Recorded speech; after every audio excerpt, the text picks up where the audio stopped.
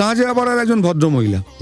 আমি বসে আছি, আমাদের এখানে একটা নিউজ পোর্টালের একটা ছেলে, ও আমার কাছে এলো, দাদা এই ভদ্রমহিলা ছেলের খুব ক্রিটিক্যাল কন্ডিশন, আইসিইউতে ভর্তি আছে, তুমি একটু ওনার সঙ্গে কথা বলো, খুব কান্নাকাটি করছে। ও আর ওনার মেয়ে এলো আমার কাছে। বললাম দেখুন আমি তো কিছু করতে পারবো না, যা করবে বড় মা। আর আমি জানি বড় মার যে অর্ঘ্য আছে, মানে যেটা প্রাণ প্রতিষ্ঠা করতে হয় মাকে, অর্ঘ্য দিয়ে দুব্য দিয়ে একটা দেখবেন লাল কাপড় দিয়ে অর্ঘ্য তৈরি করে মায়ের প্রাণ প্রতিষ্ঠা হয়। আচ্ছা, সেখান থেকে আমি একটা অর্ঘ্যের ঘাস দিলাম, দিয়ে বললাম দেখুন হসপিটাল তো বড় হসপিটাল, ঢুকতে দেবেন এসব নিয়ে, আপনি ডাক্তারকে রিকোয়েস্ট করবেন মাথায় ঠেকাবার জন্য, নিয়ে যান, যদি হয় এইভাবেই হবে। ডাক্তার যখন হাল ছেড়ে দিয়েছে আর তো কিছু করার নেই, আপনাকে বিশ্বাস করতে হবে, নিয়ে যান। দুদিন পরে আমাকে ফোন, দাদা আমার ছেলে জেনারেল বেডে দিয়ে দিয়েছে এবং আমি মন্দিরে হোম করবো, এবং বিশাল করে মন্দিরে হোম করলো।